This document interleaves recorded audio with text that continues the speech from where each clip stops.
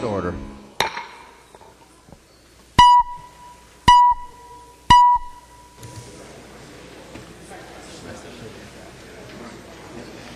Messages from the Senate. Message from the Senate. Mr. Speaker, I hereby announce the passage by the Senate of the following Senate files herewith transmitted. Senate Files 561, 1014, and 1272. Can we take those? First reading of Senate files.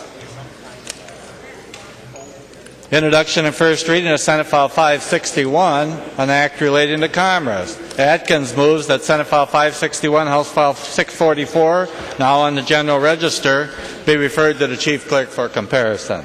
Introduction and first reading of Senate File 1014, an act relating to human services. The bill has been referred to the Committee on Rules and Legislative Administration. Introduction and first reading of Senate File 1272, an act relating to public health. The bill has been referred to the Committee on Health and Human Services Finance.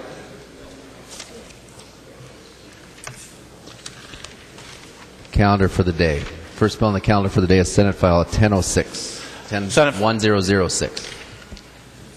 Senate File 1006, the third engrossment, an act relating to lawful gambling. Representative Atkins, to your bill. Morning, Mr. Speaker and members. This is the annual charitable gambling bill. This year's version is composed, quite frankly, of just the most essential items that are necessary.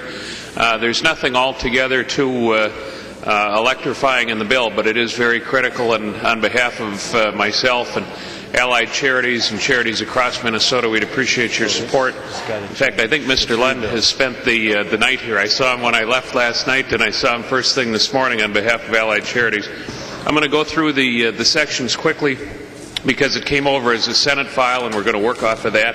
In Section 1, it raises the current threshold for audits from $500,000 to $750,000, essentially just recognizing that charities have grown over time. We haven't adjusted this figure for quite some time, and it will save 128 charities should be able to save about $5,000 annually. So literally in the millions of dollars will be saved by various charitable gambling organizations across the state. Section 2 allows for linked bingo manufacturers the ability to buy a bond larger than $100,000.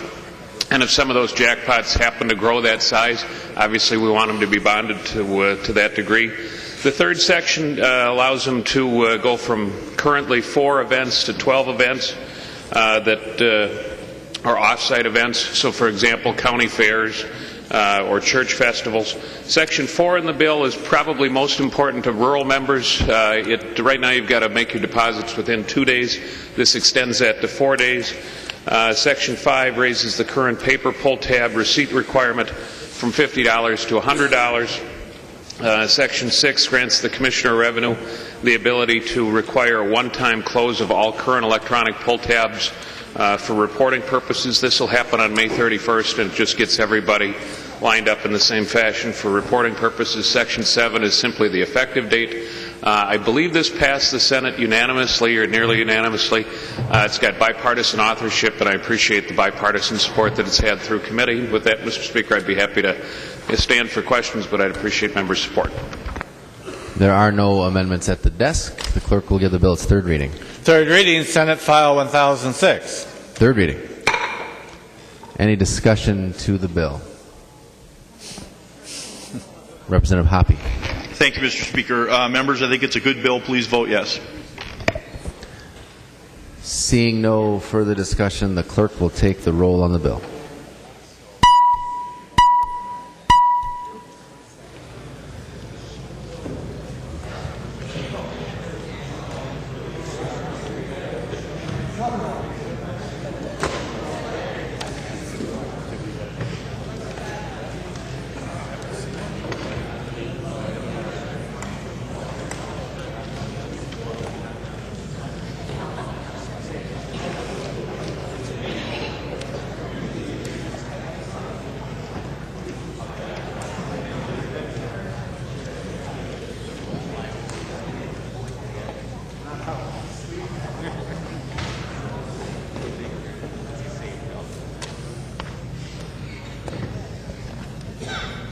The clerk will close the roll.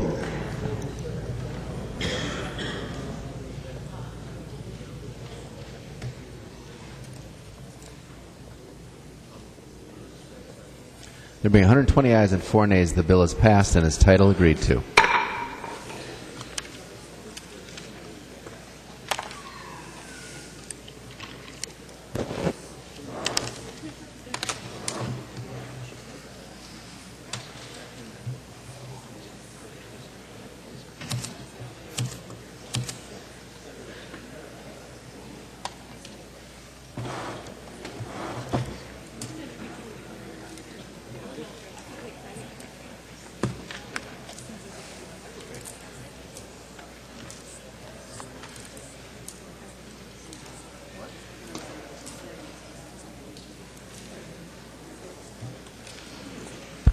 Reports from the Committee on Rules and Legislative Administration. Report from the Committee on Rules and Legislative Administration. Murphy E. for the Committee on Rules, pursuant to Rules 121 and 3.33, designates the following bills to place on the calendar for today for Thursday, May 16, 2013. House File numbers 647, 392, 946, and 792.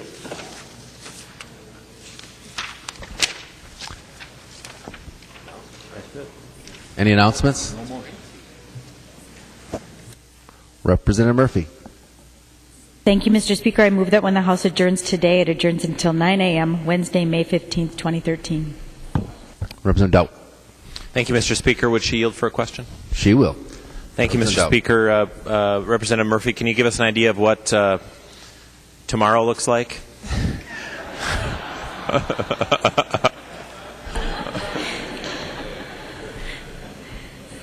Representative Murphy. Thank you, Mr. Speaker. And Minority Leader Dowd, obviously it's going to be a beautiful day.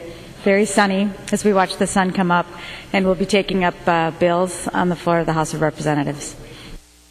Representative Dowd. Thank you, Mr. Speaker. And would she yield for one more question?